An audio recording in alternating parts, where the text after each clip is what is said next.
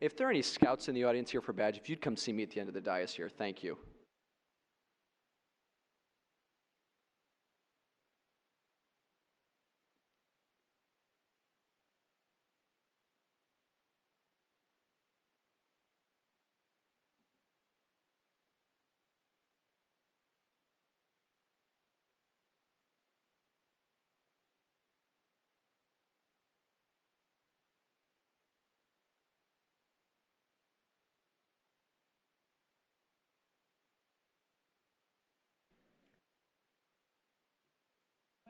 Board members, come to the table.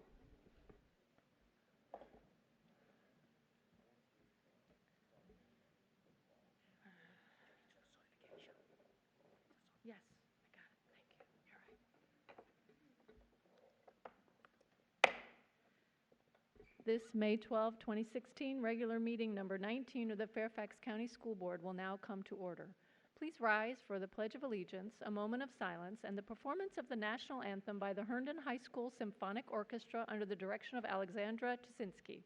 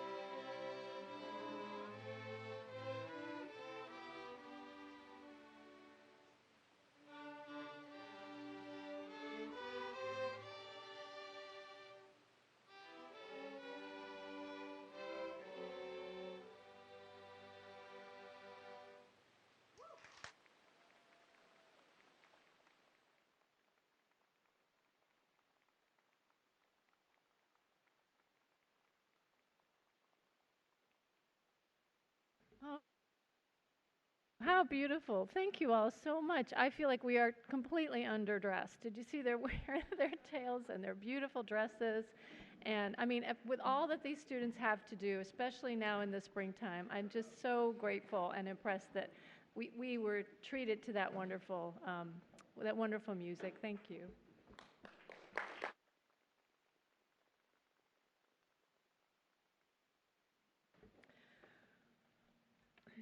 Okay. Item 2.02, certification of closed meeting compliance. In order to comply with section, I'm sorry.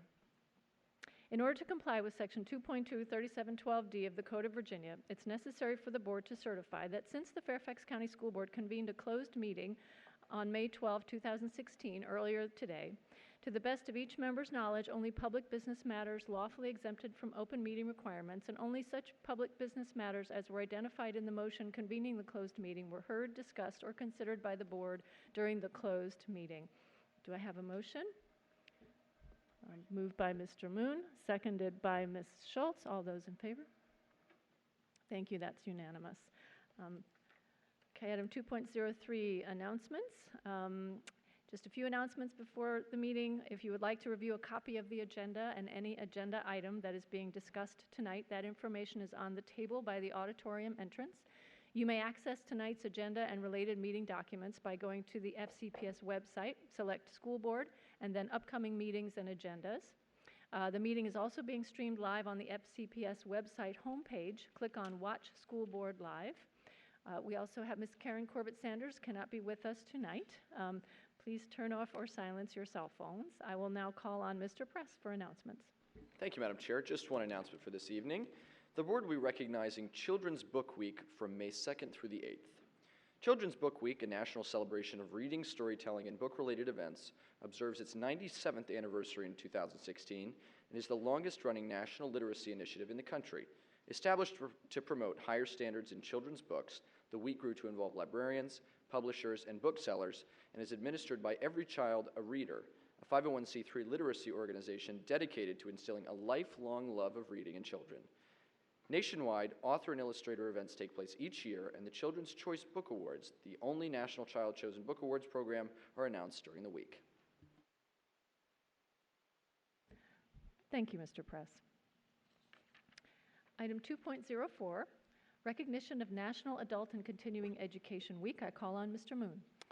Thank you, Madam Chair. As the board liaison to Adult and Community Education Advisory Committee, it is my great pleasure to read this recognition of a National Adult and Continuing Education Week, May 16 through 20, 2016.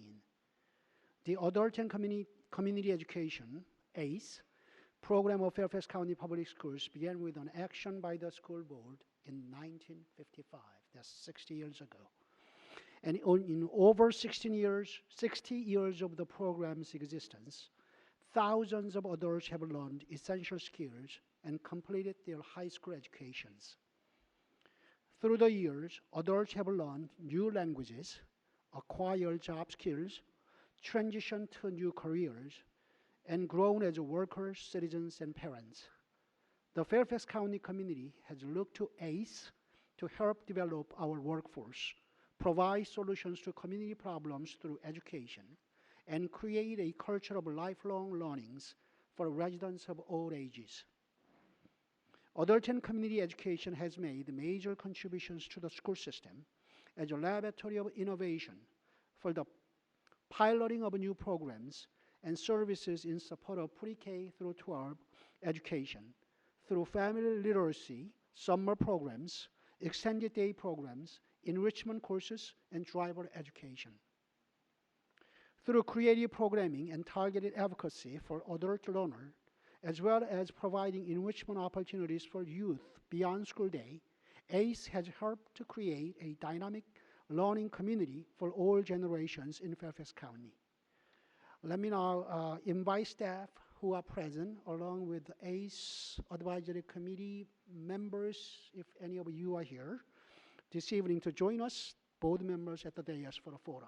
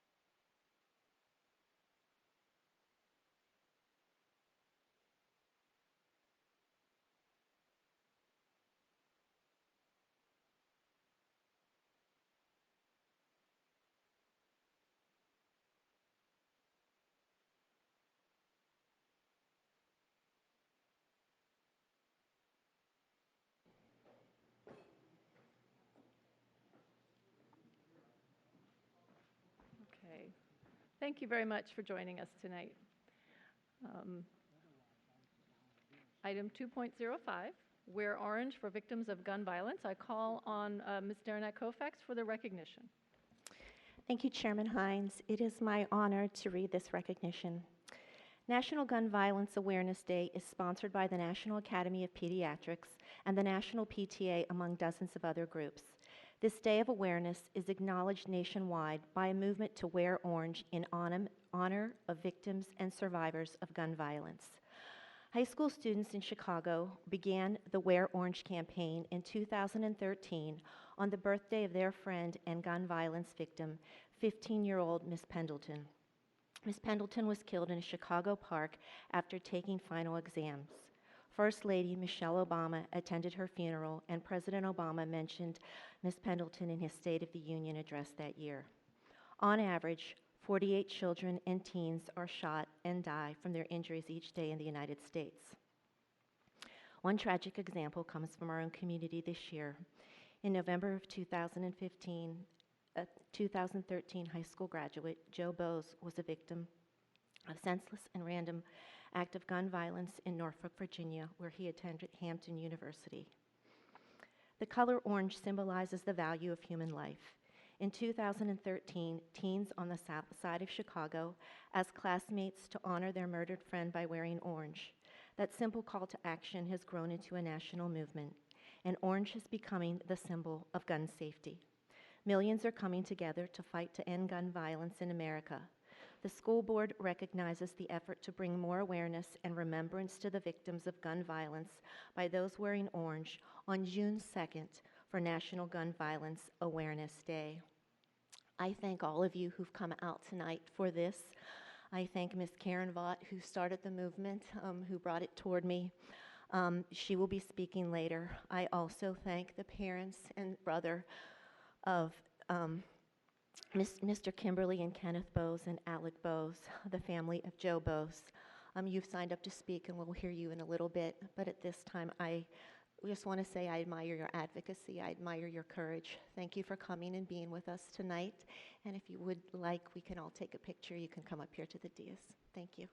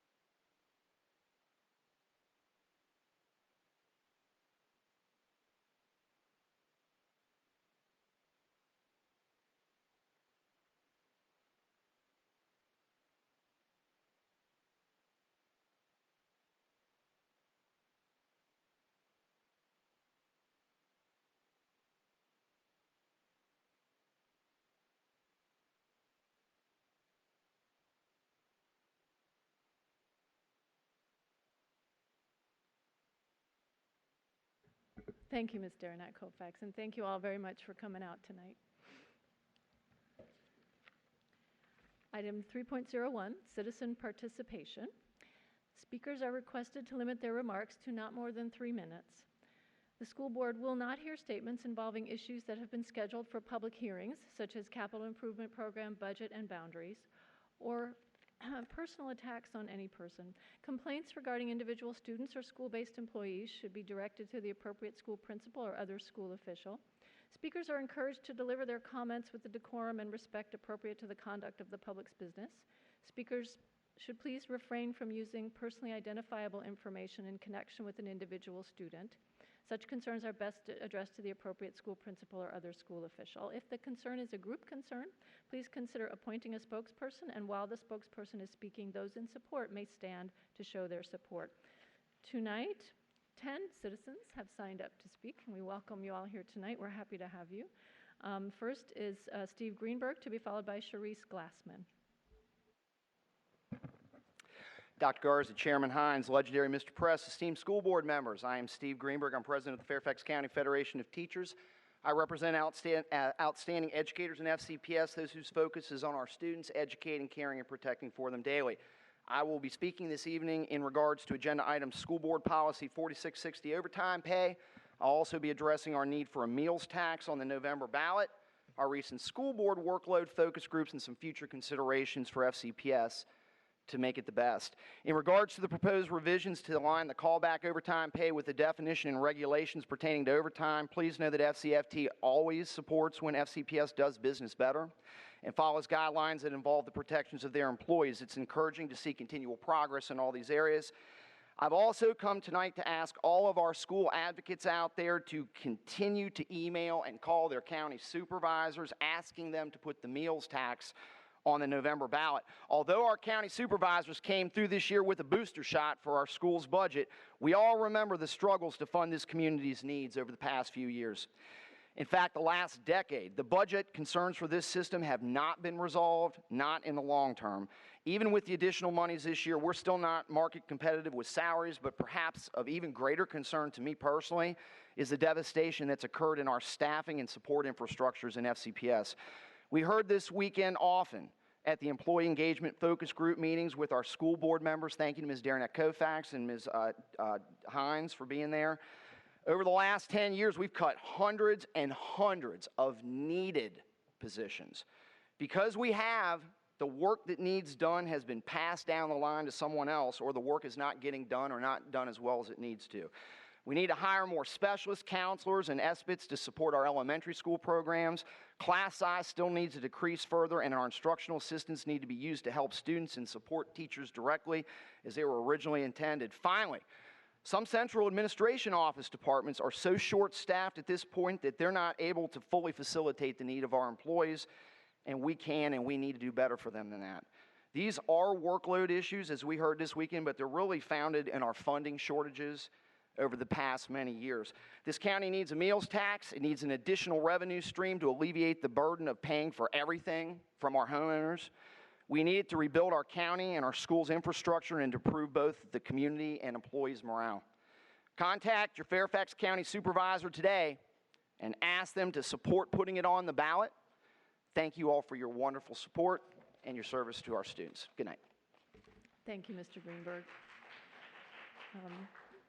Charisse Glassman? Okay. Timothy Duskin, to be followed by Kenneth Longmire.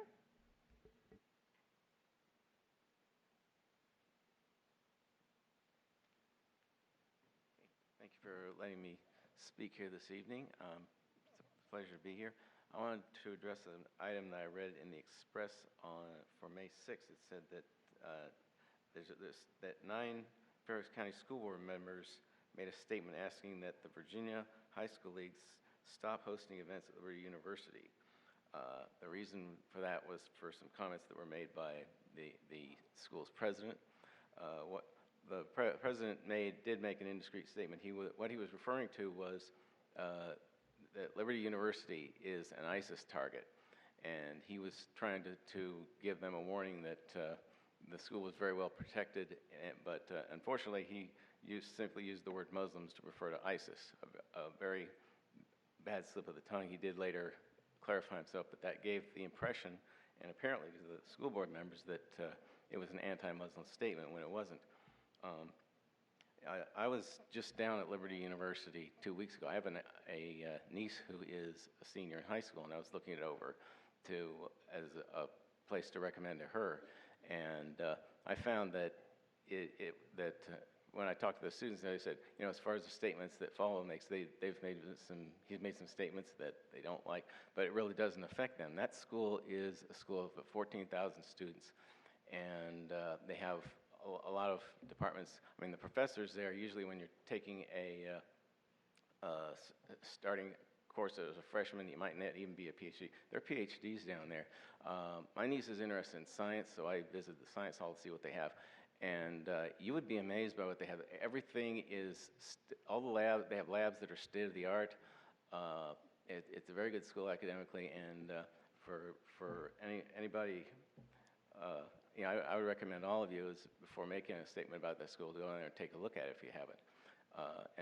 And the student body was very inclusive. About 15% of them are international students. They had an international student center there. There are students there from all over the world. And like I said, when I talked to the students, they said, you know, as far as, the academics are what affect them. And as far as statements that Follow has made, he's made some others I don't like, they don't affect them. So I wanted to ask you to take another look at Liberty University and please reconsider your position. I think it is a really top academic school, and it is really an asset to the state that we have it here. Thank you, Mr. Duskin. Kenneth Longmire, to be followed by Karen Bott.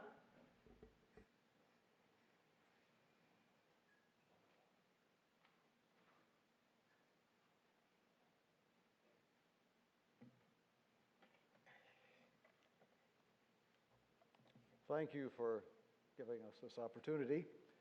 I am Ken Longmire. I speak on behalf of my family and many of my friends and neighbors in Sleepy Hollow, but especially I speak on behalf of my daughter, my oldest daughter, who is an alumna of Stewart, and my youngest daughter, who will begin high school there next year. I also come especially in support of the students who have asked you to change the name of our high school. We are not, as some have suggested, trying to erase or deny history. History cannot be erased. What is done and cannot be undone. History continues. What then are we trying to do? First, we are trying to continue a journey of progress, to make new history, good history, history that our children will thank us for.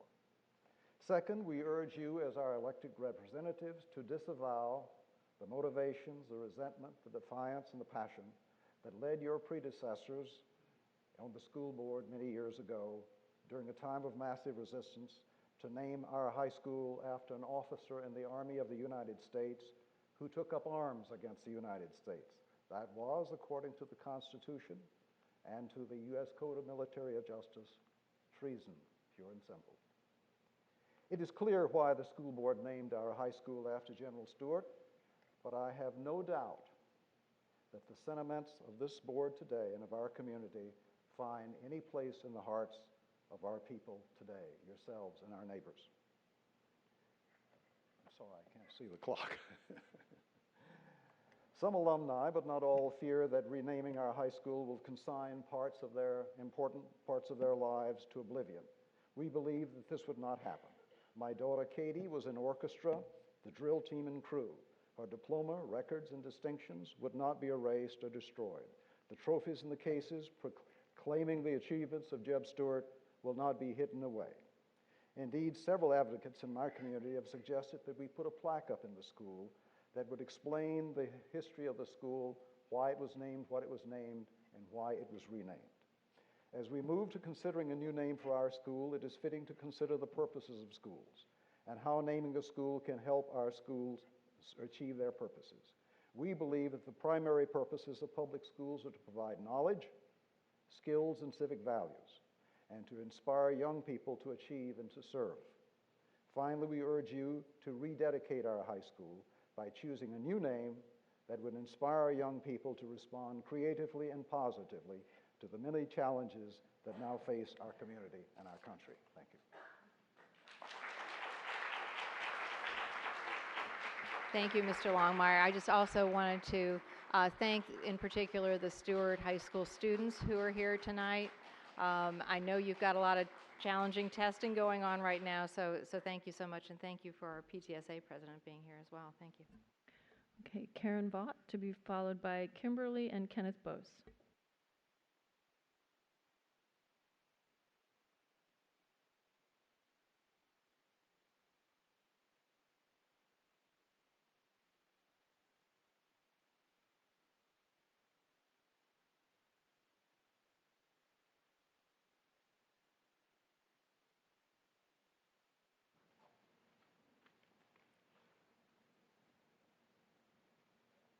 Hello, I'd just like to thank you all for recognizing National Gun Violence Awareness Day, and I'm just here to introduce the Bose family.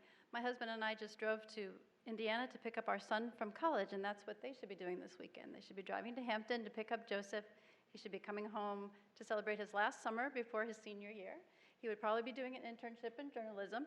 He was one of the brightest students at our high school, Edison High School. We have 2 Edison students here tonight as well. And Joseph was a student before my son was there, but he has a reputation at the school for being a happy kid, including everyone, joking. In fact, the school painted a rock. It said, "Thanks for the laughs, Joe." It's heartbreaking that this family is here today. They shouldn't be. But I thank them so much for being here, and I'd like to introduce Joseph's mother, Kimberly.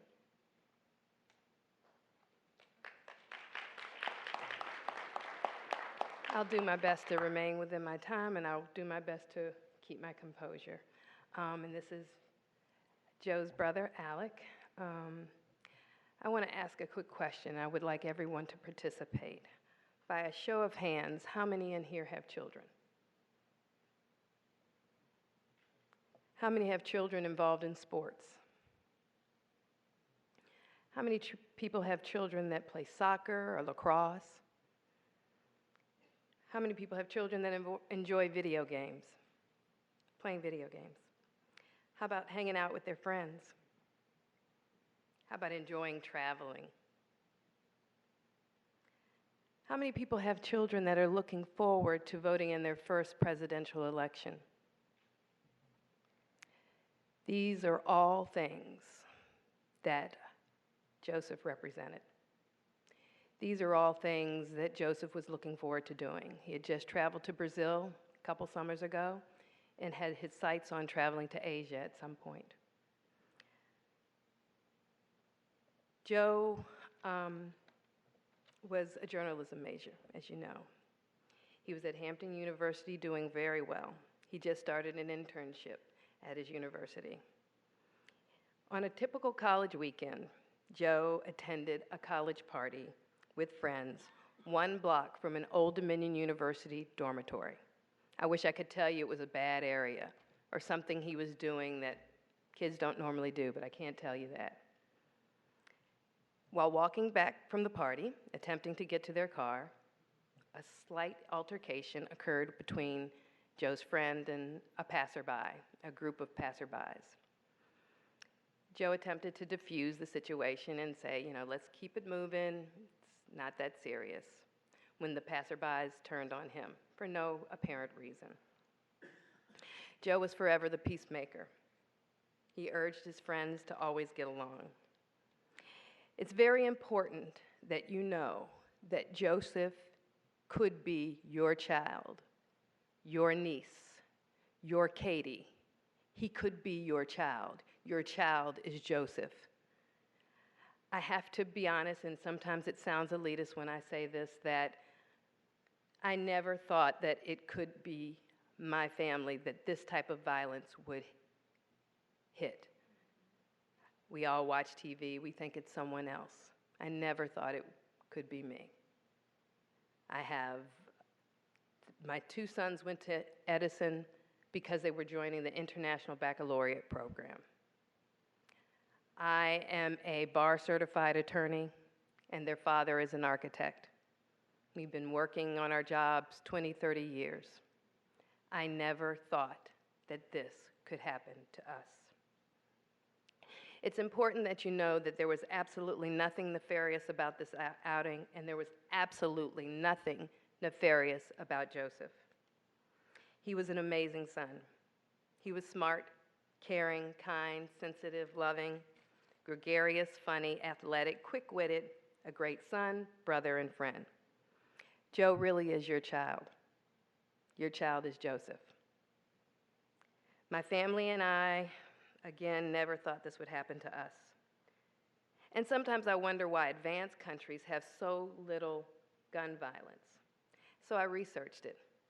And their gun laws are so much stricter than ours. Sometimes they actually have to have references and wait long extended periods to receive guns.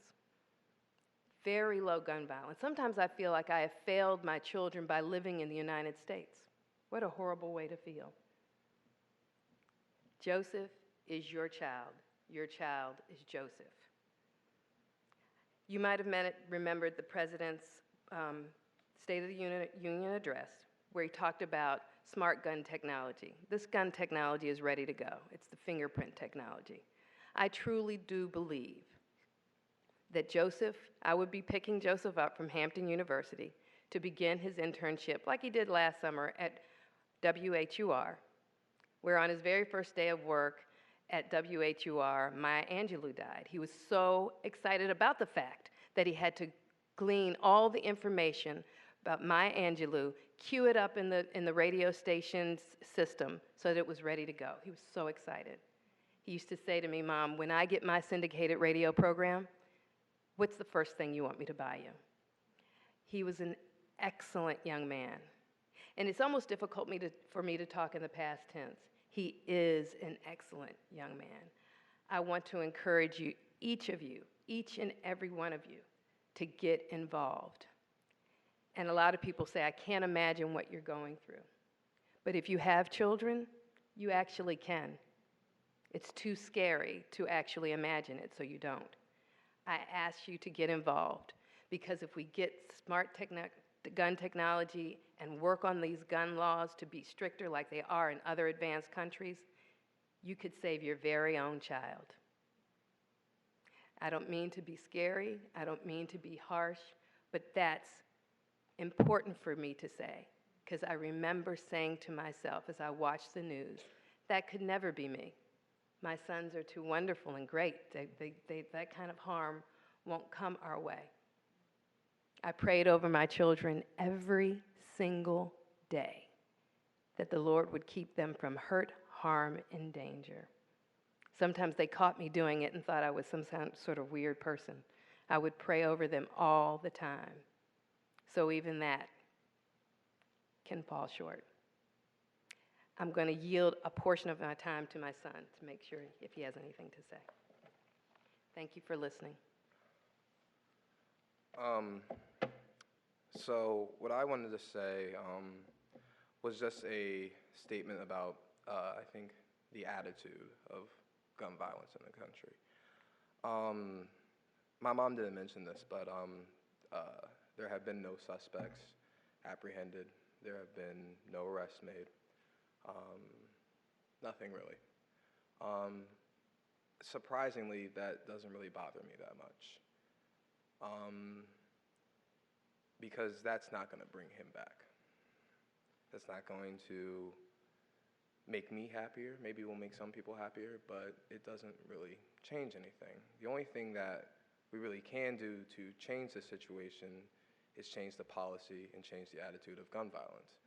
And one thing that I always think about is why people feel safer in this country, feel safer with guns than without guns. You are substantially more likely to commit suicide with a gun, or better yet, have your child pick up that gun. And we're at a school board hearing, so this is really important. You're more likely to have your child pick up that gun and inflict it on you or inflict it on themselves.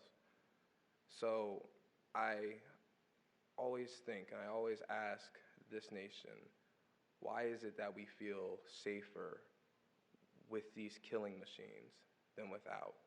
And so one thing I ask, no matter what side of this debate you're on, no matter what issue you're on, I ask you to think, are you really safer with something that can kill someone in the blink of an eye than without? That's all I want to say. Thank you for your time. Thank you both.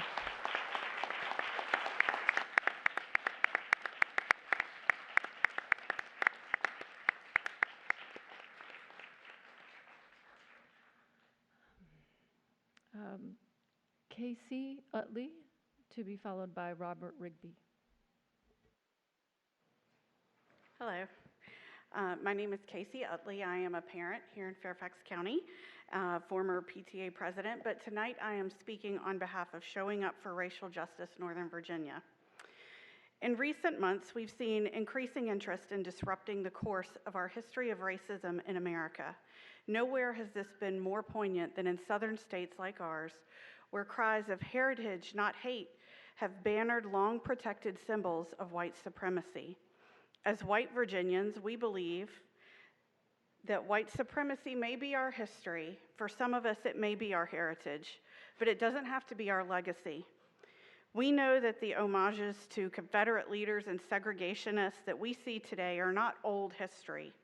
Schools like Jeb Stuart were named at a time when progress was taking root, the integration of schools, advances in voting rights, among others. These embittered icons are not part of our storied past. They were retaliatory warning shots fired at those working to transform their communities into places of liberty and inclusion. It is offensive to human dignity that institutions we trust to embrace and educate our children still bear such visible political shrapnel. Schools should be places where all of our children are welcomed, where they can get a glimpse of their futures, rather than be burdened by the failures of the generations that came before. We stand with the students at Jeb Stuart calling for change. We want our legacy to transcend this heritage of hate. We hope that you all will vote to resist the dominance of white supremacy, to make our schools safe and inclusive, full of opportunities for all who live here. Thank you. Thank you. Robert Rigby, to be followed by Ruth Hoffman. Good evening, board members, Dr. Garza, and FCPS staff. My name is Robert Rigby. I am the current president of a new employees group called FCPS Pride. We represent LGBT employees and allies, including some sponsors of Gay Straight Alliances. We have been joined by several parents of LGBT and trans youth in our schools. Last May, this board approved an update to the non-discrimination policy to include gender identity, thus protecting transgender students and staff. In June, the board approved a report about family life education that proposed lessons about transgender people and gender identity. We are anticipating the publication of regulations by the school system implementing these policies. I assume such regulations would elaborate policies on such matters as facility use, records, names, confidentiality, and training for teachers and other employees. Over the last 15 years, many other school systems have adopted progressive policies and regulations, including Los Angeles. Well, there's a list. I myself a particular fan of the Seattle policy, which promises a desired level of privacy to all students who may be interested. These policies, in particular those that affect the use of restrooms, are a hot button issue in our country now. FCPS must be careful what it enacts and when it enacts it. I think sooner is better than later. We have seen the cost that North Carolina is paying with its ill-conceived law in terms of the backlash from the entertainment, tourism, and business communities and the Office of Civil Rights. Pointedly, the University of North Carolina reports a chill in the recruiting and retaining of students and faculty. FCPS would gain much support and a greater ability to attract employees with the timely publication of forward-looking regulations. Those opposed to transgender people have attempted scare tactics, such as suing FCPS and in the recent suit against District 211 in Illinois. Personally, I think this is frivolous litigation designed to delay progress. Last month, we saw a much more important court ruling in the Gloucester County case. In that instance, the Fourth Circuit said essentially that trans kids are real kids and deserve equal treatment in school. My basic purpose in speaking tonight is to assure you that you have the avid and vocal support of the LGBT community and its allies, and I think a much wider group of people in moving forward with the regulations. Thank you for listening. Thank you. Okay, Ruth Hoffman, to be followed by Joan Woolery. Hi, my name is Ruth Hoffman, and I want to thank the board for the opportunity to speak regarding Gun Violence Awareness Day. People across the country on June 2nd will wear orange to honor those who have been killed and to inspire action to end gun violence. The color orange symbolizes the value of human life and also happens to be the color of choice by hunters to improve safety. Many who typically speak about gun violence have often been personally affected. They are forced to acknowledge the toll it takes on families and communities through their own personal loss, yet they often act selflessly and find the courage and strength to come forward to raise awareness to help spare other families. The burden of raising awareness shouldn't rest on the shoulders of survivors. It should be upon all of us who care about our families and our communities to participate. I'm here because I'm desperately trying not to become a survivor of gun violence. I'm here as one of those mothers who were unaware of the pervasiveness until the elementary school in Newtown, Connecticut was the target of one of the worst mass school shootings our country has ever experienced. And it was the phenomenon of having children of my own who were the age of the Sandy Hook children that spurred these begging questions. Why must we endure these school shootings? Why can't this problem be solved? I'm a mother of 2 daughters who attend Spring Hill Elementary School. Paige, my 10-year-old, was a first grader in 2012, the same age as the children who were killed at Sandy Hook on that December 14th.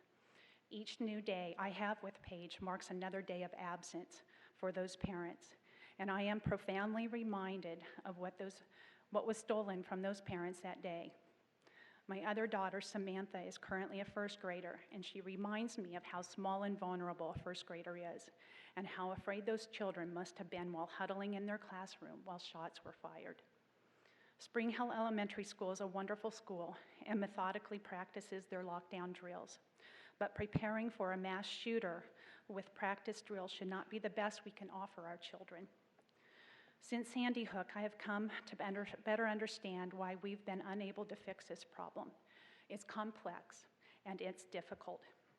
But the enduring American belief is that better things lie ahead. And it's that belief that inspires our country to come together to solve problems. But to come together, we must first all become aware of the gravity and scope of gun violence. We should not rely on the next school shooting to build awareness. We should seek solutions now.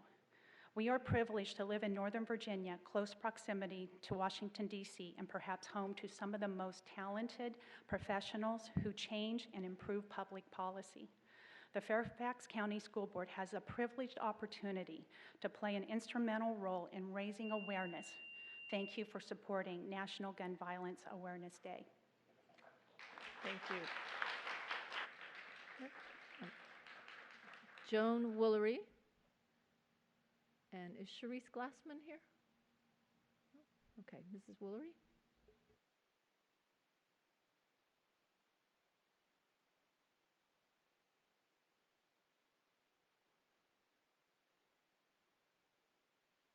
Much for having us here today to speak with you. And thank you for saying my name the right way, which nobody ever does. I appreciate that. I'm speaking to you tonight not only as a parent whose both children, well grown now, went through the Fairfax County public school system, but as someone who has been and still is teaching here for the last 30 years. I've taught in adult ed, high school, middle school, and elementary, and will be retiring in June for the 4th and final time, I hope. The last number of years has been very, very difficult for your teachers trying to keep our children safe and feeling that we could be the last protection between them and someone who comes in intent to do them harm. When I first started teaching many years ago, there was a Latin phrase in loco parentis, which told us that these were our children while you, their parents, were not there. And so we feel an enormous burden to keep them safe and knowing that likely we may not be able to do that. And that is not really my biggest concern. My biggest concern is our children growing up thinking that this is normal. Having lockdown drills at school, the way many years ago we had drills where we hid under our desks in case of a nuclear attack. These children have grown up with gun violence all around them, in the news now just about every night. And we have to bring about awareness to them that this is not normal, that this is not right, that this is not acceptable, that it can be changed, that you and I can change it and they can grow up to change it. We want them to be aware that it's in our hands to make a difference, and that it's time, as some of the other speakers said, to speak up before it is somebody close to us in our family. It's time for all of us to join hands and make a difference. Thank you. Thank you.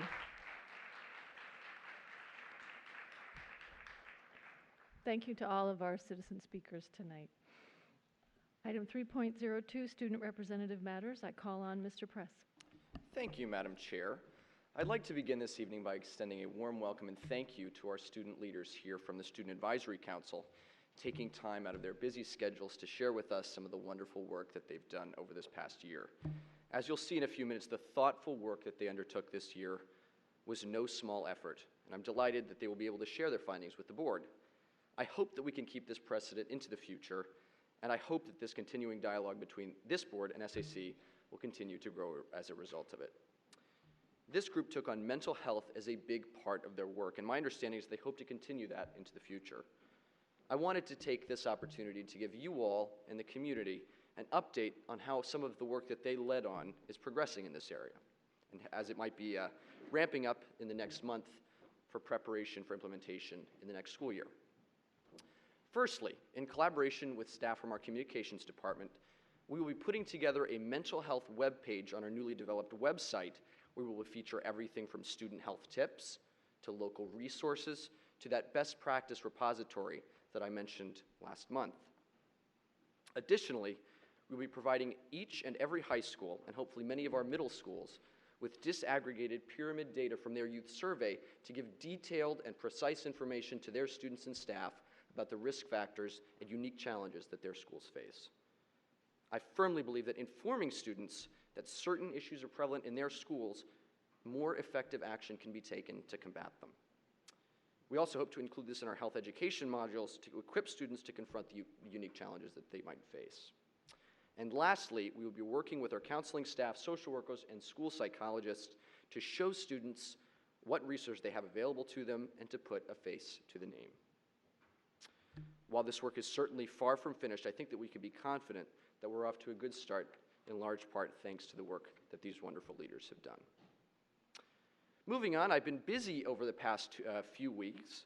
I was fortunate enough to visit with the Hayfield Secondary leadership class a couple of weeks ago at the end of last month, and returned the following day for the all-county chorus performance, which was an absolute treat. It's just amazing to see 1,000 sixth graders to come together and sing in harmony. You know, I was never talented like they were, so there was a little bit of envy there, but absolutely awesome to watch.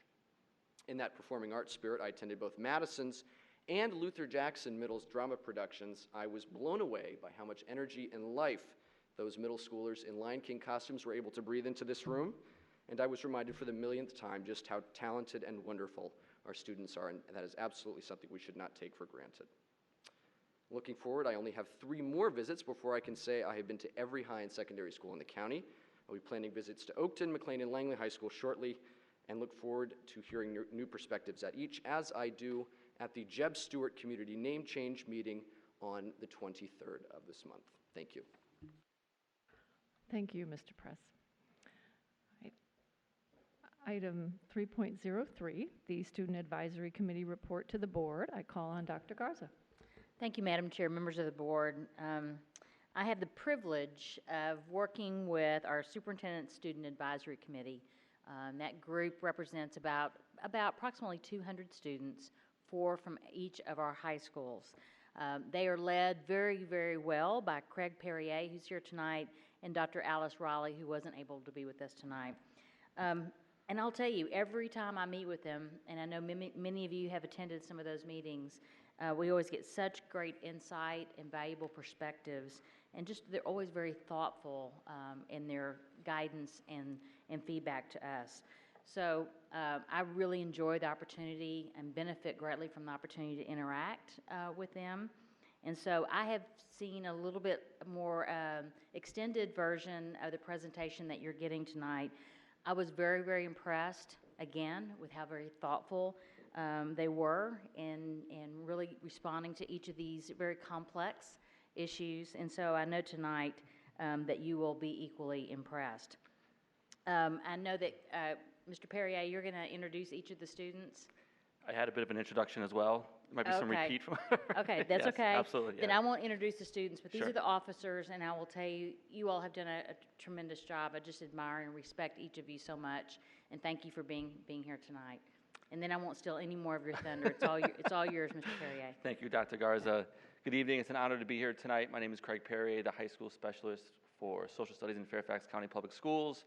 Together with Dr. Alice Riley, the coordinator for social studies, we are the co-advisors for the SAC. SAC is the Superintendent Student Advisory Council. The committee is made up of about 100, comprised of students from 26 high schools. Each year, we meet on a monthly basis, hosted by a variety of high schools throughout Fairfax County. Students engage with issues and topics under the guidance of Dr. Garza regarding issues that are relevant to the Fairfax community. The culminating activity for the SAC is to report out on conclusions and recommendations and a presentation to Dr. Garza at our final meeting. You'll have a reprise of that in part tonight. It's my pleasure to introduce half of the presentation team that is here for you tonight. First, Junie So from Woodson High School is SAC president. Elza Thomas is the SAC secretary out of Robinson Secondary. And Delegate Joseph Latari is from South Lakes High School. All right, Junie. Good evening. Thank you, Dr. Garza, for inviting us here today. I am Junie So. I am a junior at Woodson High School and the president of this year's Superintendent Student Advisory Council. So we will be discussing the mental health, the two topics, mental health and homework and grading policy today. We had the assistance of Dr. Dee Dee Baylor today, this year for mental health. And then we had Ms. Noelle Kaminko for the assistance of homework and grading policy. And today we'll present the abridged version of our presentation, and we will have proposed recommendations for each topic. Thank you. And with the first topic will be mental health.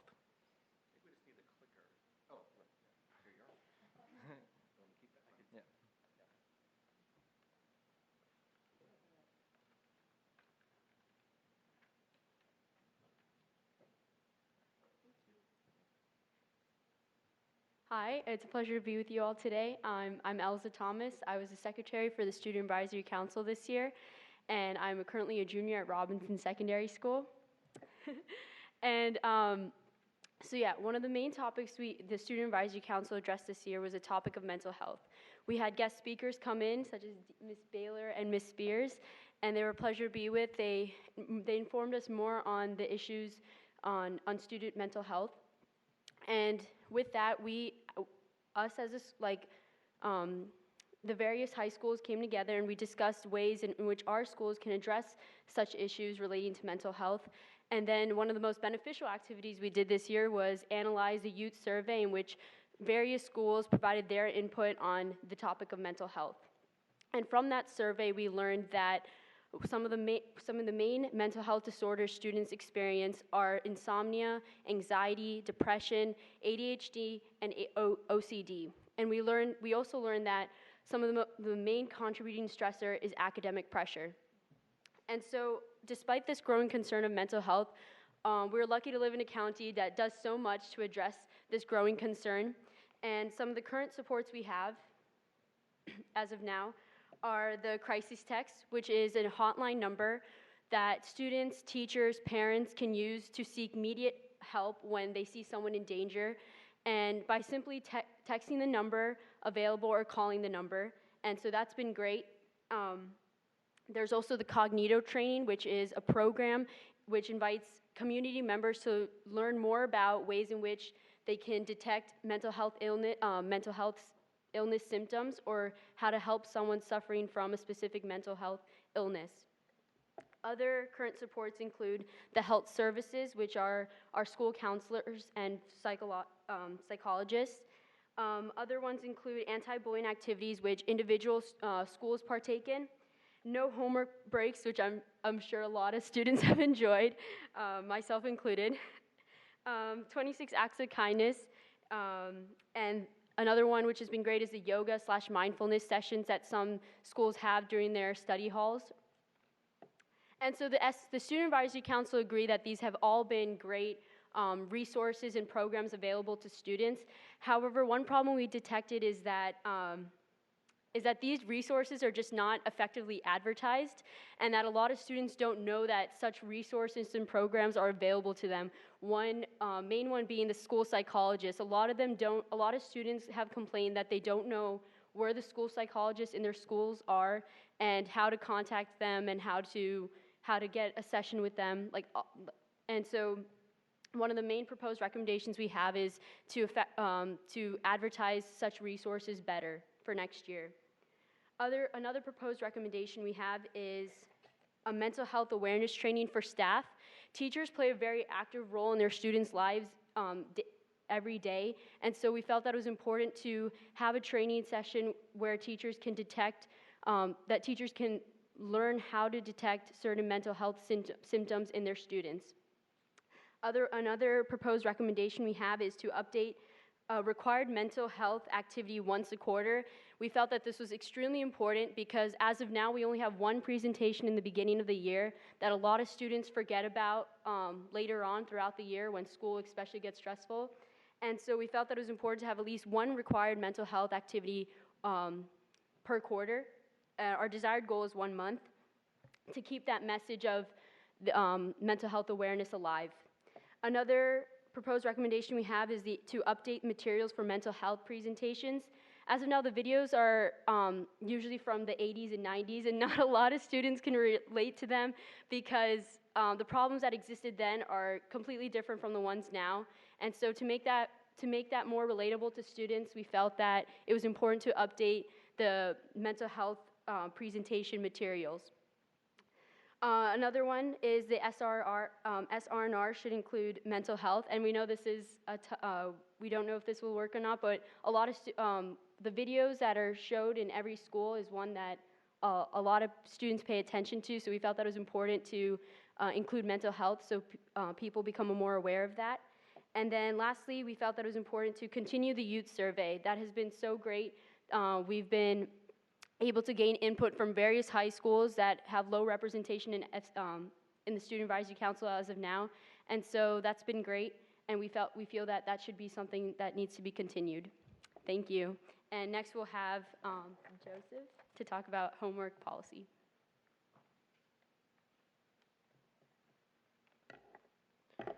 Hello, my name is Joseph, and I'm a junior and SAC delegate from South Lakes High School. Today, I'll be discussing the proposed SAC recommendations in grading and in homework.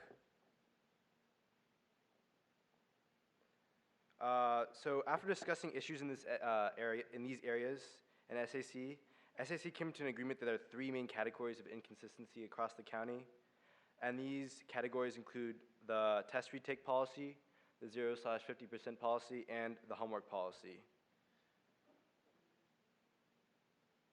So as some of you might know, across the county, there is a huge inconsistency in the retake policy. It varies from school to school and sometimes even from class to class. Some schools have instituted minimum retake policies where the student has to get below a certain score in order to qualify for the retake for that test, in which the student can get up to that certain score. Other schools can retake up to 5 times or 100%, and some even do away with the retake policy. SAC agrees that there at least needs to be a countywide minimum retake policy. We also believe that college-level courses such as AP, IB, or dual enrollment should have more flexibility with the retakes, since some of the material covered will not always be understood by students.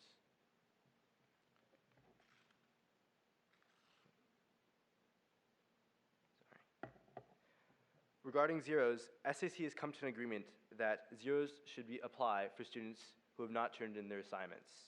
It is simply unfair for the students who have worked hard on their assignments to only receive 30 to 40% above the students who have not done the assignment. However, for all turned-in assignments, students should at least receive 50%, considering that our grading scale is on a 100-point scale. The last area of inconsistency is homework. So SIC believes that there needs to be a county-wide consistency in grade distribution or grade weight. From school to school or even from class to class and subject to subject, can vary 30 to sometimes 10%. Also, we believe that homework should have defined parameters, which include little to no busy work, and homework should also be a review or extension of the previous lesson learned in class. I would now like to call upon our SAC President, Junie Sue, to finish off this presentation. Thank you. Thank you, Joseph. I will be presenting the future topics for next year's SAC 2016-2017 group. So the next topics will be mental health will be a follow-up from this year, the school climate and environment, student workload and preparation. So on the idea of mental health, a follow-up for this from this year, although we have proposed recommendations for you guys, the group strongly believes that the conversation must continue between students, teachers, administrations, and all over the county. Resources should be expanded by the discretion of the county, but also publicly addressed as earlier to more students to reach out to. I came into high school, as long as many others, into knowing that the school did not have a psychologist. And no student should ever come into high school or into any school believing that there is no one out to help them, when the obvious answer is that that help is across the hall or across the school. And we need to reuse the resources that we have currently and make sure that they are available for every student across the county. We have 200,000 students that we need to care for here, and we believe that every individual here needs the resources that they can attain in order to address their problems and address their needs. On the topic of school climate and environment, SAC recognizes that work has been done to destigmatize the whole competitiveness and stress environment in the county. However, we still believe that students should be educated by teachers, administrators, parents, or peers over scheduled preparation and taking a course more directed to the student's needs and benefits. No student should be persuaded or pushed to take a higher level STEM course when their passion lies with liberal arts or humanities programs. Nor should a STEM student be pushed to take an arts program while their disinterest will determine how they do in their classwork. No student should come into high school unprepared for the competitiveness of Northern Virginia. This should be a one-on-one conversation between students, teachers, their families, and their schools. We must build an environment where students can handle their workload and succeed in the activities and classes they love most, not in a classroom where it will become busy work for them. Students must have a safe learning environment, importantly, in order to excel and achieve in the classroom. On the topic of student workload and preparation, which is similar to the school and climate and environment, SEC strongly believes that students coming into high school must know how to organize their schedule and workload and have proper time management. We must emphasize there are only 24 hours in a day. Although it does sound ridiculous, there are students around the county that overload on unnecessary classes, activities, and extracurricular things that in order to strengthen their college resume for the next few years and not focusing on what benefits them most. This is overstressing them, decreasing the amount of time they have initially, and they get caught behind on time and the important aspects of their lives, such as their family, their friends, and enjoying high school because it's the best 4 years anybody could have. And students should create a way where students understand the workload they get into, as well as balance their schedules. This again includes having one-on-one conversations between individuals, classmates, and other teachers. Thank you for the opportunity tonight, for allowing the team and I to share our presentation to you, and we are now open to questions. Thank you. Thank you. Can we start with a round of applause?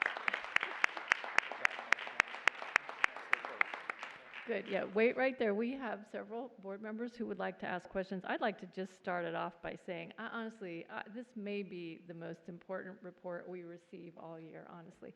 I mean, the voice of the students after the amount of work and dedication that you've put into it, I mean, these are meaty and very important recommendations and very important work. So thank you so very much. So I have several board members, starting with Ms. Evans, to be followed by Mrs. Schultz. Thank you, Madam Chair. I mainly wanted to congratulate you on really an excellent report and all the wonderful work that you've done this year. I was pleased to be able to have seen it one time before when I attended your last SAC meeting, and I was so very impressed with it then and continued to be now. These are two huge topics that you've done a great job on. Particularly, I think, compiling some of the things that we already do that we can extend from one school to another. I think that that's important work too, and you can be a vehicle for communicating that to the various schools.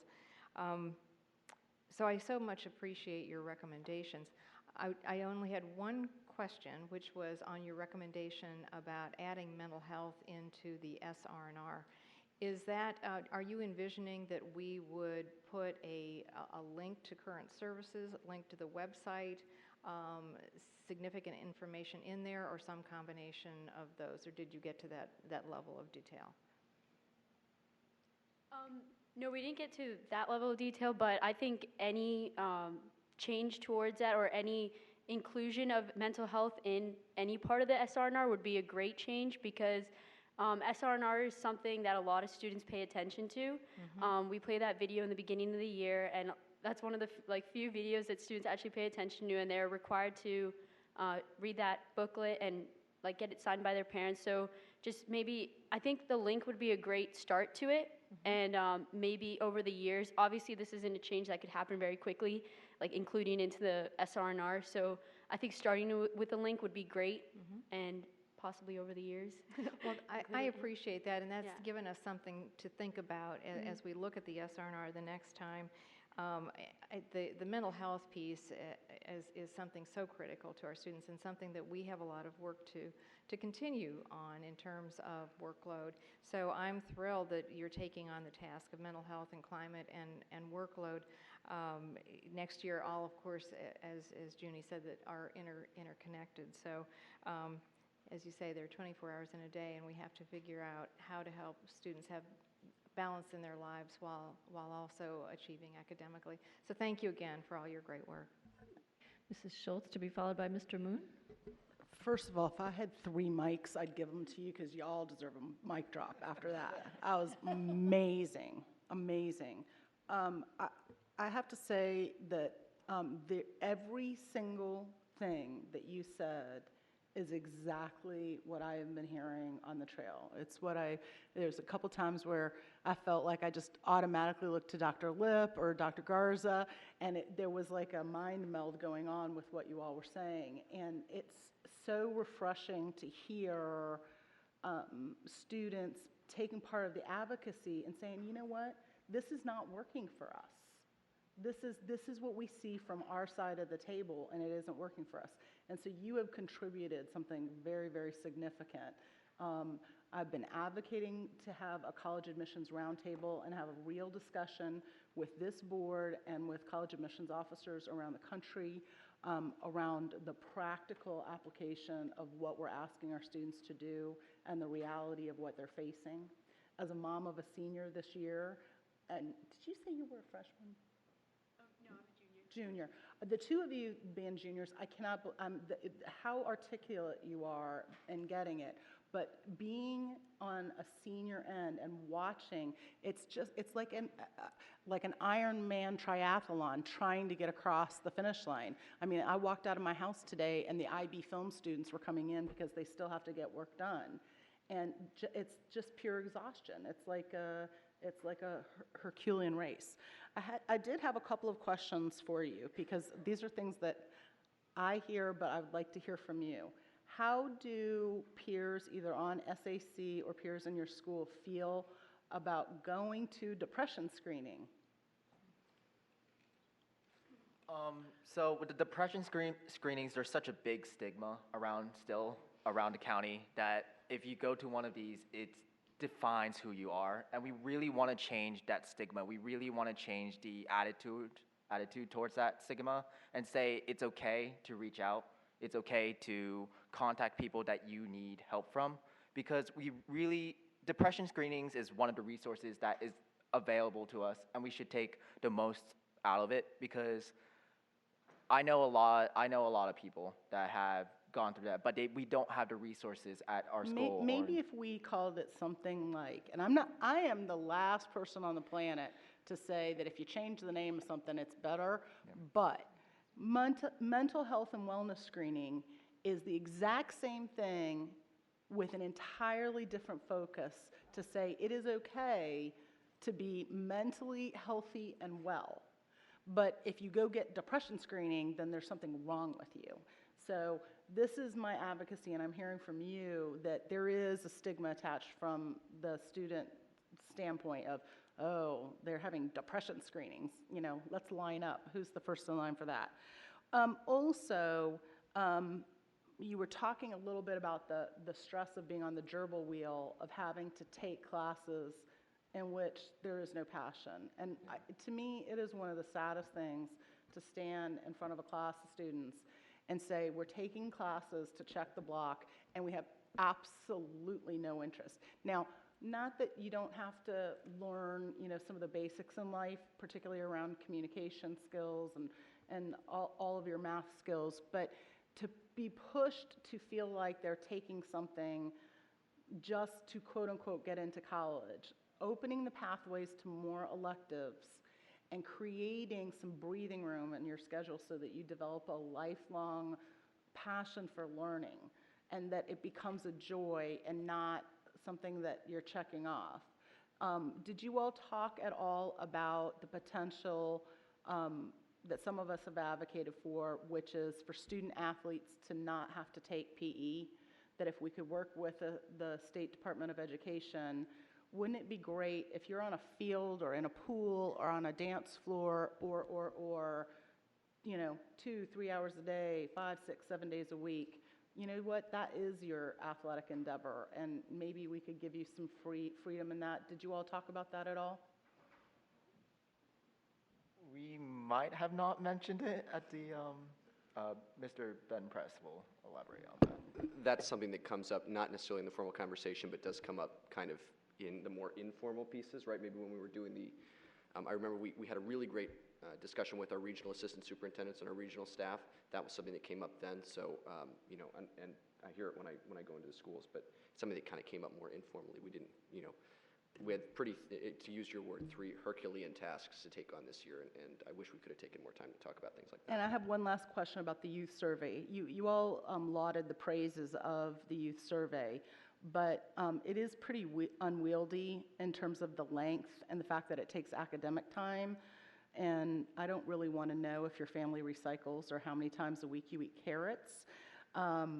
So was there ever any talk about, you know what, this is very helpful, but maybe the questions could be narrowed down to being, one, focused more around mental health and wellness and give more relevant answers? Did you guys talk about the fact that it's like so huge and maybe it's a little bit hard to find what you're looking for? Yes, that was, in fact, when we had our little our little group conversations where the entire SAC split up, that was something that was brought up a lot because a lot of students were concerned with, oh, well, I don't think a lot of people will do the youth survey if they have 30 other things to do. And so one thing we focused on was like, when should the youth survey come out? As in, like, should it be near testing? Like, we try to avoid spring, like the springtime, because that's when a lot of testing occurs. So, like, we focus on, like, when that should come out and then the amount of questions. And so, yeah, I think narrowing down the questions so that it's not so much that takes away student times and pushes students to want to actually do the survey. And so, yeah, that was something that we talked about. That's awesome.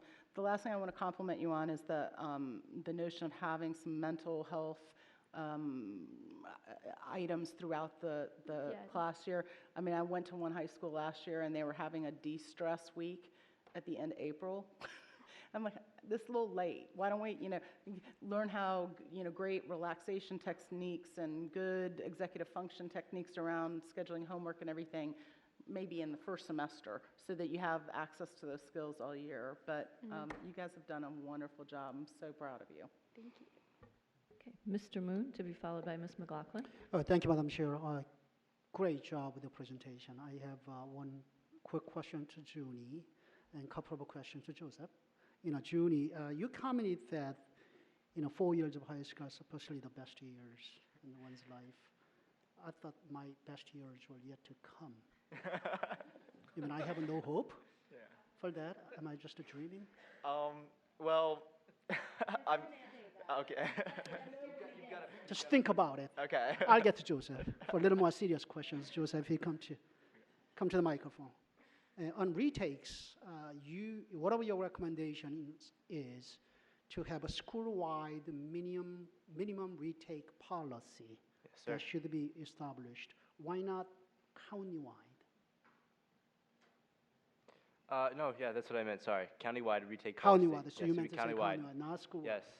Oh. I know South Lakes has 83%. That's been working pretty well for us so far. So I guess maybe we should experiment with a couple schools, try different percentages, and see how it works on from there. Okay. On the zeros, you said for the 0 point, basically, for the work not turned in, because there's no work, no point, but 50% minimum for the work turned in. Yes. What if a student turned in with a very minimal amount of work? For example, there were 10 questions, student turned in with only 1 question work done. Well, what we thought is that, a 63 is already an F. You're already failing. So if they did a minimum amount of work, then they can just receive, at least 50%. It's a really bad grade, I don't know what my mom would do to me if I came home with that kind of grade. But that was our argument there. They shouldn't receive lower than a 50% if they're already failing. So even with the very minimal amount of work, you will get a 50%. Yeah, that's your recommendation. Okay, let me go back to retakes just one more time. You think that, let's say that there is 3 minimum or maximum retakes on certain tests. Have you considered giving certain maximum amount one student can get on retake? For example, you can get maximum A, up to A on the first taking of a test, but on the first retake, the maximum you can get is a little less than yeah, that's what I mentioned. So for minimum retake policy, you only can retake up to that certain score. So let's say it's an 83, as it is in South Lakes. If you get below an 83, you only can get up to an 83, so no higher than that. Okay, thank you. All right, thank you. Okay, Ms. McLaughlin, to be followed by Mr. McElvey. Certainly want to echo what my colleagues have said, that in the end, every single one of the 25,000 employees in the school system and your 12 school board members and your amazing student representative to the board, we are all here for you. And the hard work you guys are doing every single year, but particularly this year, is so meaningful to help guide us. It helps us. Your name, Superintendent's Advisory Council, helping Dr. Garza, hear it from you. Just absolutely outstanding, the presentation you gave. So a couple of comments, and then I have a couple of questions. First of all, it's for you to benefit seeing this, as well as my colleagues and Dr. Garza. This is a third quarter sheet. This is a student who took a course, happened to be AP World History. What you're seeing on here is 26 different assessments over a 9-week period. And this is supposed to be a college-level class. One class, 26 assessments, 14 of them are actually tests and quizzes over 9 weeks. This is, I think, what you guys are trying to capture. In 9 weeks, you're getting tested more than once a week. You're getting homework assignments more than once a week, sometimes up to, doing the math, almost 3 times. You're having assignments, and in a high school block schedule, you're only meeting sometimes 2, maybe 3 times tops. So every time you step into class, you're getting assessed with something. And we call these college-level courses, and we tell our students don't take too many AP college-level courses, but this is not how colleges teach. You might have 4 assessments in 18-week semester. So volume is one of the things that I've really been hopeful that with your voices and what you presented, and you talk about this in your presentation, and Dr. Garza having the leadership to say to her team, we need to really look at this. We need to stop talking about it, and we need to really examine it and figure out how we can. I know I was complimenting you, but you had your head down. I said your leadership, your vision is what's helping us finally do this work instead of talking about it. You're leading your team to do this work, and that's what's keeping me hopeful as both a school board member and a parent, that, you know, we are getting beyond being sympathetic. We're getting beyond recognizing the problem. We're looking at solutions to the problem, and so I not only appreciate your voices, but I'm trying to give the shout out to our superintendent that I know you're trying to get us there, and it's a long time coming, and it's appreciated. But I do want to ask you all, first of all, what would you think about homework when you guys talked about the purposes of it? It's to review what you learned or to extend off of what you had learned. But it's not, again, it's quality of that homework versus the quantity. Did you all talk about situations where you're looking at 30 math problems and 15 would have gotten you where you needed to be? Yeah, is it? Yes, we did talk about that. A lot of students, especially we're talking about for test reviews, that they were given like 100 problems or 100 problems and it was just repetitive. It was a lot of busy work, and then that they used like 10 of those problems on the actual test. So and I've heard that from a lot of students in SAC, that they do that for test reviews, thinking it would help, but a lot of students just find it very tedious and found it as a waste of time when they had other stuff to work on. So that's one thing, like it's mostly for test reviews that I've heard students complain about tedious work such as that, and having a lot of problems that they don't really. Thank you. Yeah. One of the other things that when I was meeting with the leadership classes, Ms. Schultz and I have a lot of schools we overlap on, and so we visited there with the students. And at multiple high schools, they talked about the change that's happened in recent years where FCPS used to allow total points for your homework, your quizzes, your tests, whatever projects, that your grade was built on total points, and now it's based on weighted grades.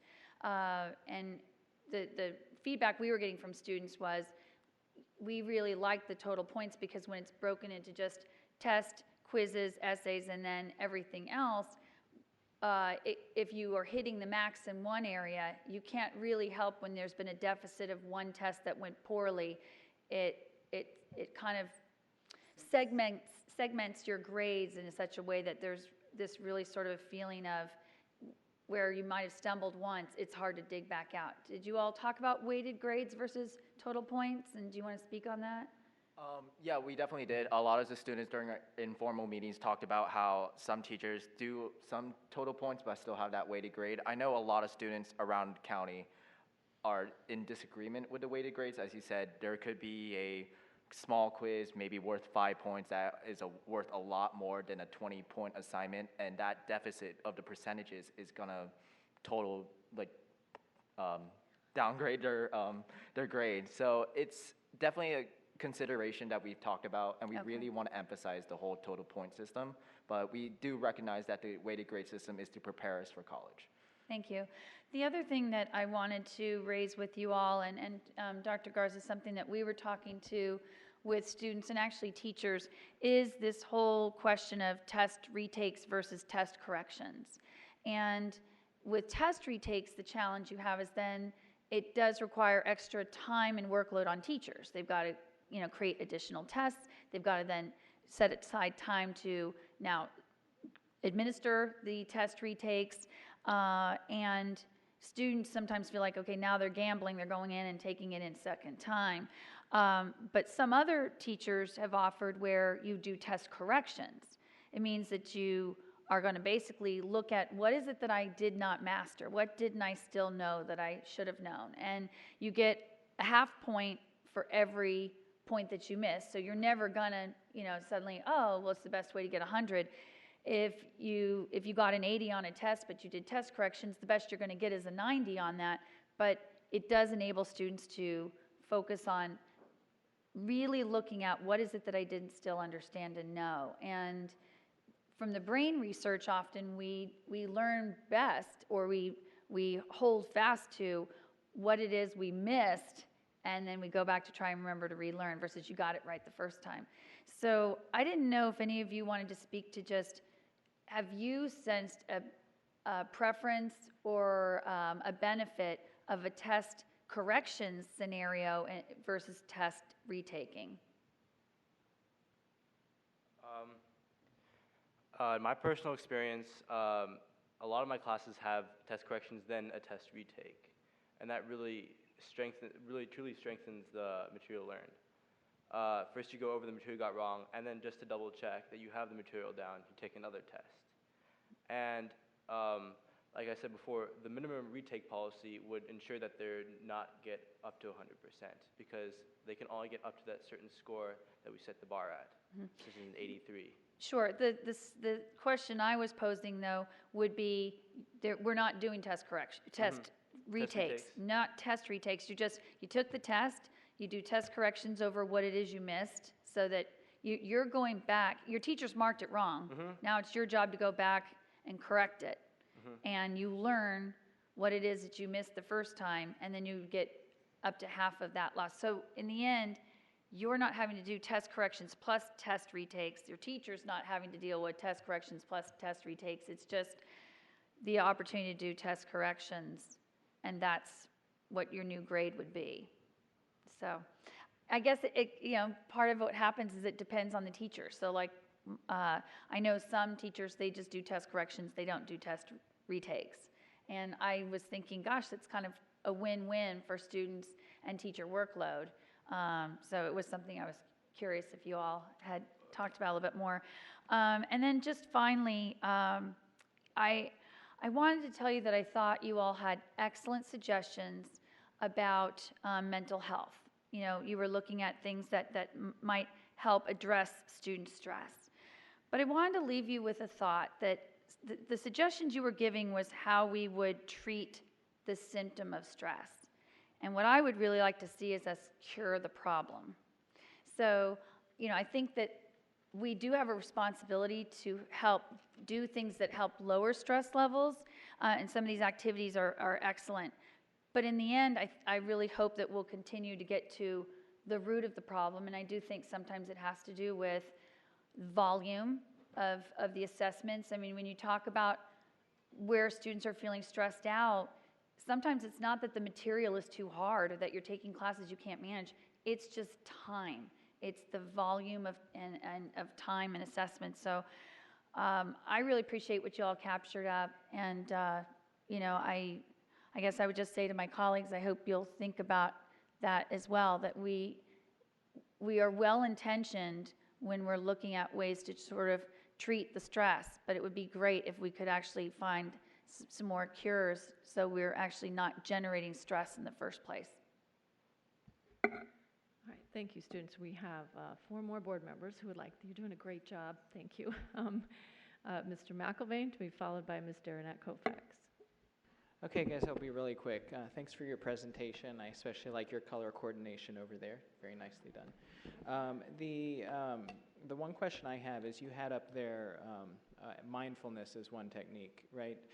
How much mindfulness are you getting in the classroom? Do you all get it? Do none of you get it? Well, personally for me, I'm not sure how it is with a lot of other schools, but I know I know slowly a lot of schools are doing like yoga and mindfulness in class. Personally, I've been blessed with an awesome English teacher who really she finds mindfulness to be very important, and before class she's like, all right guys, like let's be mindful, and it's not like really cheesy and corny, it's just us being silent, like that's it. And it's just like in silence she's teaching us how to like breathe properly. And at first, like, we were a little nervous. We were like, oh, this is really corny. But it was really helpful, and no one complained. Everyone liked it. And I think it's something, I know my English teacher's working to try to get that implemented at a lot of other schools. And personally, I find it to be very helpful, and I think it's an important practice that we should learn in high school, and I think it will also help as we go to college and with our careers and everything. I just find it a very important skill to have. It's a skill. Yeah.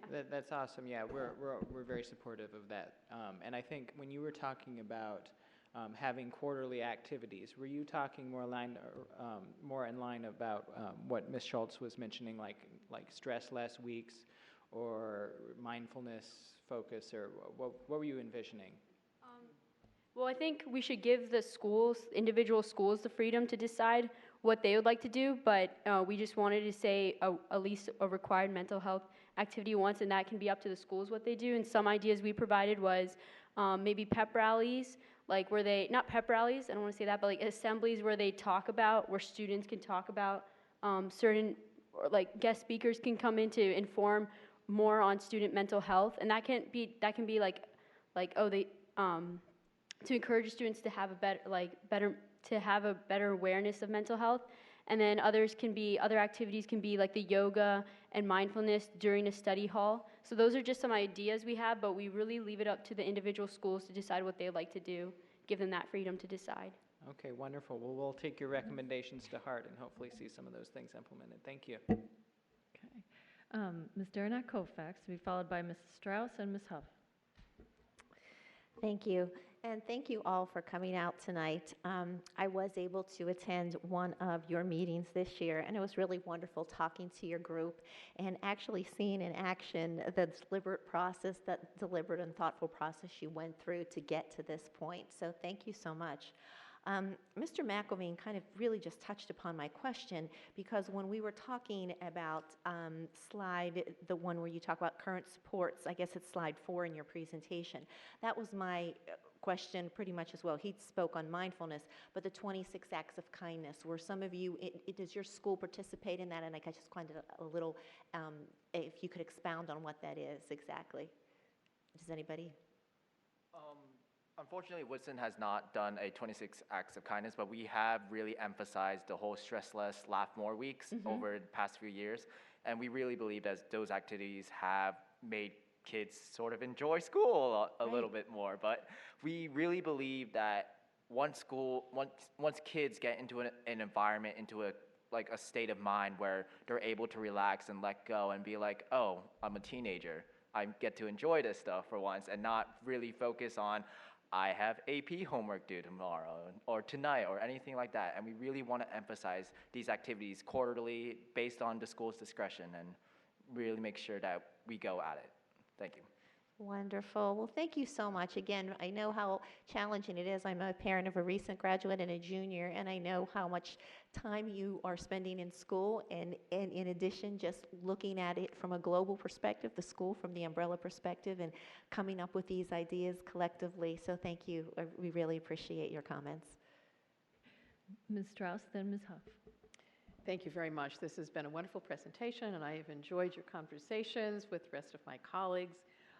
One thing that when we have talked with our own staff, particularly about the crisis link, and very often a young person who is in crisis or really needs trouble or is in trouble, it's hard for them sometimes to come forward, but it is often their friend or a group of friends that will help them seek the assistance that they need. And I guess, what conversations have you all had about helping each other?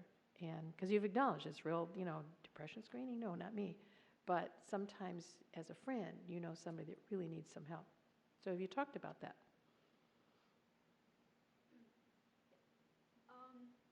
So when I'm talking, actually, I'm going to say something, and I think a lot of people, I haven't really had a conversation with personally, I haven't had a lot of conversation with my friends talking about mental health, because we've just made it become this really touchy subject that not a lot of people want to talk about. And I think that's the case with a lot of students.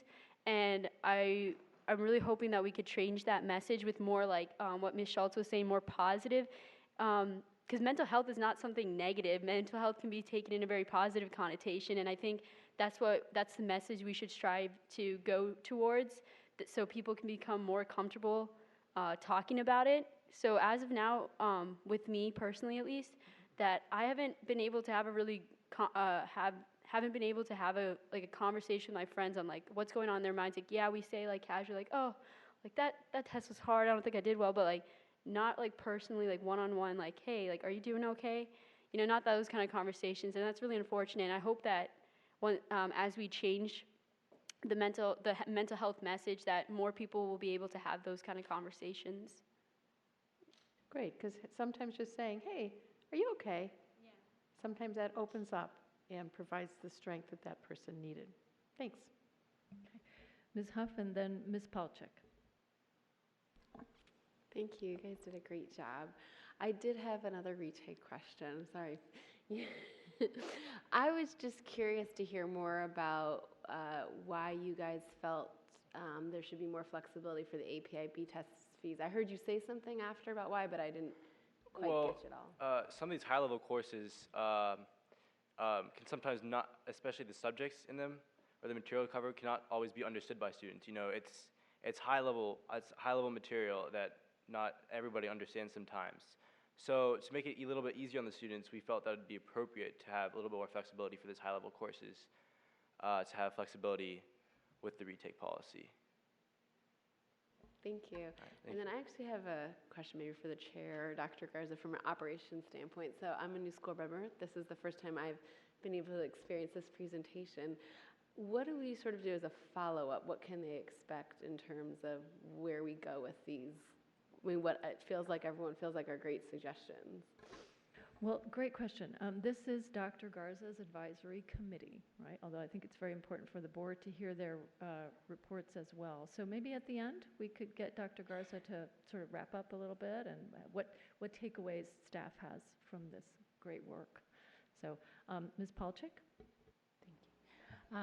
Thank you for your report. And I want you to know I was one of those students in the 80s, 90s. So appreciate it. But just wanted to ask, Ms. McLaughlin and I were at Woodson not too long ago talking to the leadership class. And I spoke about when I was a student and how I was at TJ. I think at most I took 3 AP classes in a year. And how, you know, we have students at some of the best high schools in the nation. And that wherever you go, and whatever you do in life, you will succeed. And at TJ at the time, Learn to Relax was the most popular activity. So I guess my question to you is, the students kind of shared a feeling, they said, tell our parents. So I guess I just want to know, are there things that you feel as a board, as a county, you know, we're talking about the whole child and portrait of a graduate. Is there more we can do to support the message to say, yes, success is very important and we want you to be the best version of yourself? Do you feel we're doing enough just in our message and being a voice for students? Thank you. As a current student at Woodson, I strongly believe that there hasn't been enough work with that. There's still, I myself am taking 4 APs. It does seem like a lot, but these are classes that I love and enjoy most because of my teachers, and they're the best teachers I can have this year. But I know a lot of students are taking 4, even 5 APs because they strongly feel like, oh, this is going to be a college resume builder. And I ask them, what are you going to do in the future? And they usually say a major, and I'm like, how is this AP going to help you? And they always come back to me saying, it's going to be a college resume builder. And we really want to emphasize that sometimes taking 2 APs that really focus on what you love most and what you're really passionate about is going to be as worth as the same as taking 5 APs. Because we really want to have those students make sure that they're getting the best time in those classes, they're having the best teachers, and they're enjoying the content that they're learning. If they go into an AP class, which is worth very heavily on their resume, and they have little to disinterest in it, that's going to affect them most in high school, and that's just going to add more workload upon them. And we really, as you said, we really need to learn how to relax in our schools, not just Woodson, but across the entire county. Thank you. And if you do have follow-up ideas on ways that you think would be helpful to approach that to work with you, please let us know. Thank you. Okay, Mr. Press? Thank you. To respond briefly to Ms. Huff's and Ms. Palchik's points, The student representative is fortunate enough to attend pretty much every meeting, so they were actually elected by this group. So, for a follow-on piece, I know Laura is very involved and will be very involved with this group, and I hope that she can serve as a bridge between this board and the Student Advisory Council. I tried to do that throughout the year and bring some of the amazing pieces of perspective that they gave me to this table, to our work sessions. I think to your point, hopefully Laura can be that bridge and really, bring about the change that these guys want to see. But I don't think anybody was speaking after me, so I wanted to take the opportunity to thank you once again, and I've said it a bazillion times, but I wanted to do it on TV, to thank you all for the incredible hard work that you all did as leaders of this group, as leaders in thought, and coming out here on a Thursday night when I know you've got plenty of classes and homework to get to for tomorrow to share your perspectives with us all. And I know I hear all year about how excited board members are to hear from students, and I just wanted to extend my thanks to you again. Yes, agreed very much. And I know we have a couple of parents in the audience here. Are there any other parents of our students up here? The Letteris are here. Anyone else? No. Well, thank you for coming tonight and for supporting these students. And I also do want to thank Dr. Garza for giving the board a chance, and I'll turn to you in just a second, giving the board a chance to hear this report as well. And also, we know that this is a lot of staff work, so thank you to Mr. Perrier and Mrs. Riley as well, and all the other staff members who spent a lot of time supporting these students. Dr. Garza? Thank you. Yet again, you've heard me say time and time again, every time I'm around our students, I'm just amazed and impressed with how intelligent, how bright, how thoughtful they are. And, you tonight were, again, a great example of the wonderful talent we have in our young people all throughout FCPS. So I'm really proud of you, and I'm proud of our group. And you can't help but take their ideas, their perspectives, and their suggestions seriously. I know we are. In fact, I think they can tell you for themselves that we showed them periodically throughout the year work that we were engaged in. With regard to grading, Dr. Lockhart and I have kind of laughed because we were so well aligned with the students. It just takes a while to get everyone else with us. We have an entire task force that we're working on with grading. So yeah, these are issues we're very much working on because they are important issues. And so I appreciate the perspective, and I think you all can help us move some of those conversations along, because I think our employees, our staff, our teachers care about what our students have to say, and I think you can be helpful in leveraging us moving forward on some of these important issues. So we are taking the work very, very seriously. I'll tell you, we had a wonderful conversation around your presentation. They also, I thought, were demonstrated that these are not easy answers, that these are complex issues, that we talked about this quite a bit. The grading, homework, we have lots of complex issues around that. But I want to thank you all. We are working on all of these things, and we are taking your ideas and perspectives seriously. And of course, we meet with them, so we are accountable to the team. So there will be a grading report from the task force that's scheduled, I believe it's next month. And of course, we're continuing to refine and hone our work around supporting our students around helping their overall well-being.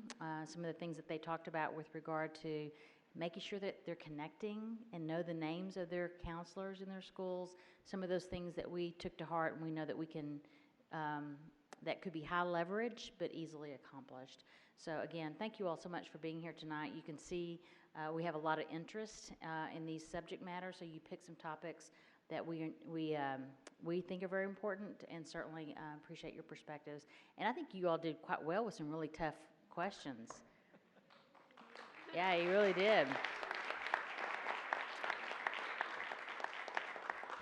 In fact, we're going to probably take you on the road with us as we continue to talk about grading. Joseph, you take those grading questions quite well. I was very impressed. You were quick on your feet. Future staff prediction. Yeah, I was going to say, you're hired. So again, thank you all so much for being here tonight. We appreciate it. Okay, thank you very much. You can go do your homework now or whatever it is. Sorry. I'm sure there's something left for you to Don't do go do tonight. homework. Tell them to go home and relax. Go home, Don't relax, you get it? and enjoy your 4 years. All right. But again, thank you very much.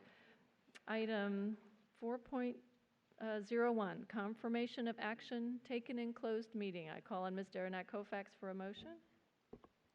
I move to deny the school reassignment appeal of a student who assaulted students and staff on school property and who also disrupted the learning environment, and to confirm the disciplinary decision of the division superintendent. Second the motion. Seconded by Ms. Strauss. All those in favor? That is unanimous. Thank you.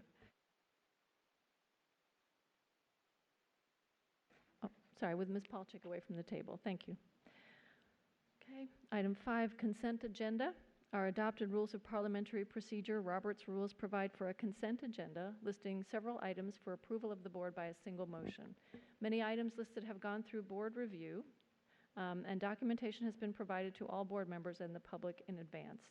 Items may be removed from the consent agenda at the request of any board member prior to the meeting. We actually just have one consent agenda item tonight. 5.01, award a contract for the West Springfield High School renovation project to the lowest responsive and responsible bidder, Henley Construction Company, Inc., in the amount of $71,770,000, and authorize the division superintendent or the assistant superintendent of facilities and transportation services to execute, deliver, and administer the contract on behalf of the school board. Is there any objection to approving the consent agenda?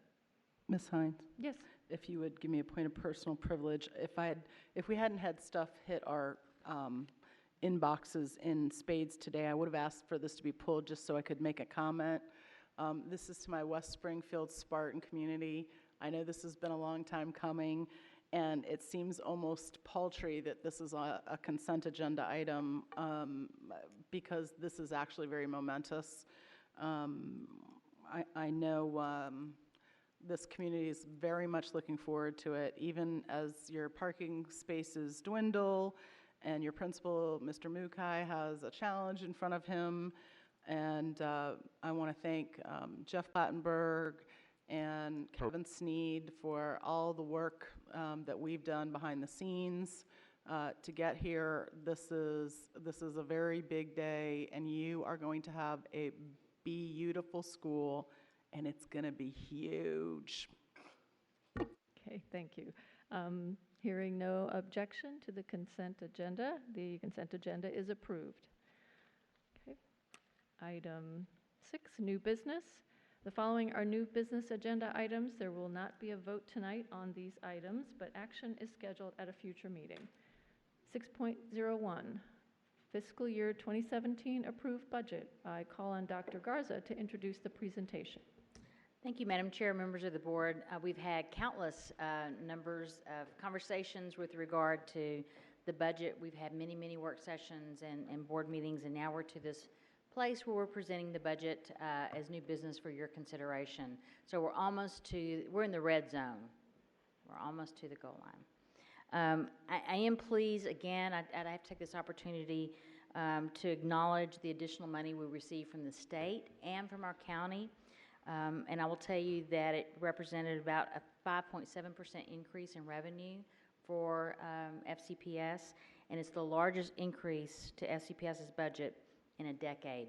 And it's really, I think, created a lot of excitement and certainly a shot in the arm with regard to morale and just a sense of hopefulness about the future of our system. So we're very, very grateful because the increase in funding provides us the opportunity to make a significant increase in critical investment in employee compensation and reducing class size while not cutting vital student programming.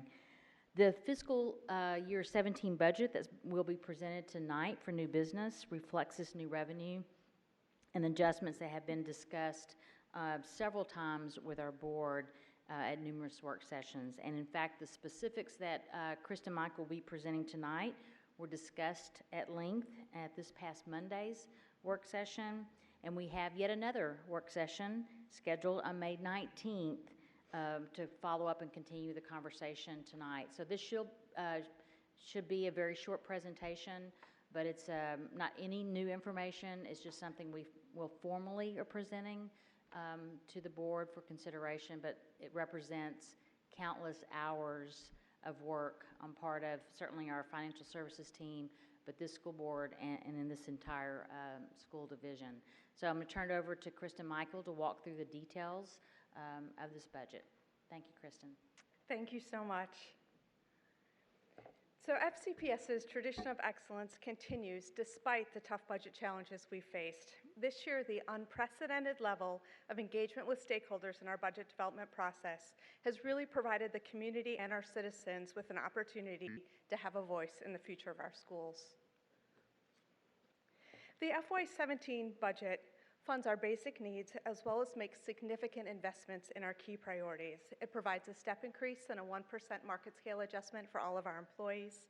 It makes a significant investment in improving our teacher salaries, and it also takes steps to reduce elementary class size. Without the funding support from the county and the state, or with the funding support from the county and the state, we were able to avoid any reductions to our instructional programs, so their support was truly vital to our success. So our FY17 budget included additional funding from the county, operating funding totaling $88.4 million above our current year approved budget. And then at the same time, the Virginia General Assembly also provided an increase in state aid and sales tax totaling $22.3 million over our current year's budget.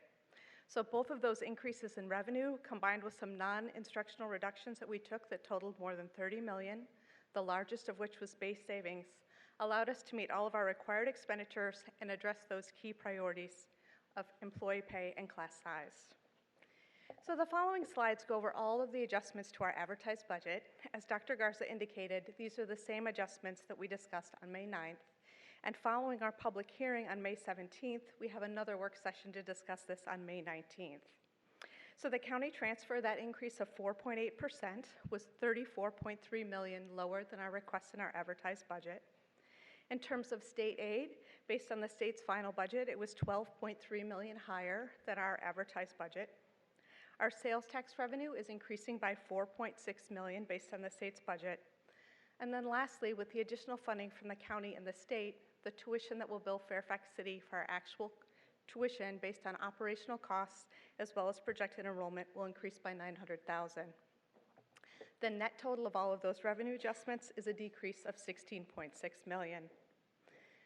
So when we look at the required expenditure adjustments, the state's budget also included an increase in the state Virginia Retirement System life insurance rate that will increase our expenditures by $1.2 million. Then, based on our final spring enrollment calculations, we've completed the process of calculating and allocating staffing to schools, and that has an additional reduction of $3.8 million. In total, our cost for enrollment growth and demographic changes is $6.7 million lower than our current year's approved budget.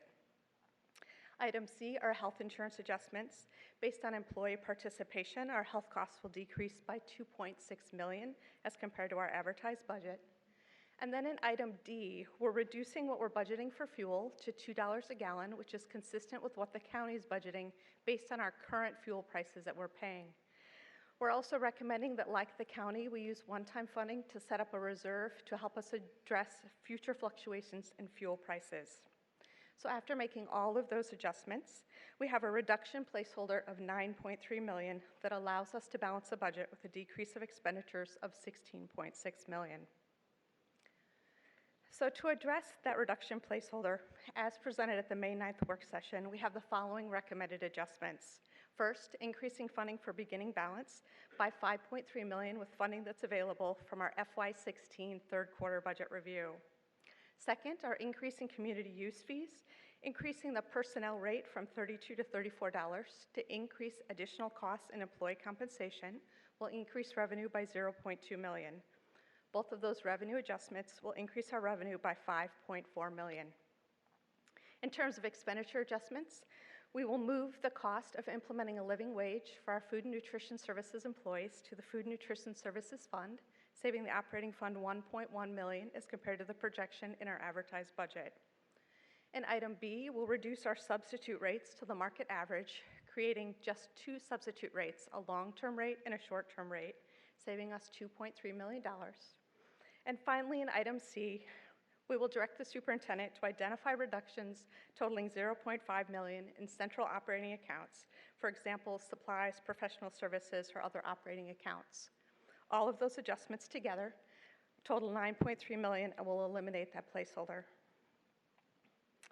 So in summary, our recommendations for the FY17 approved budget totals an increase of 4.3% from our current year's approved budget. Knowing that we're just finishing the budget, though, it's important that we look ahead. A follow-on motion has been submitted by the school board chair recognizing the joint efforts underway by both the school board and county board of supervisors. We've also started the work on developing a full fiscal forecast for FY18 and future years. The compensation study will provide us with recommendations to inform our plans for employee compensation as we work to address FCPS's market competitiveness.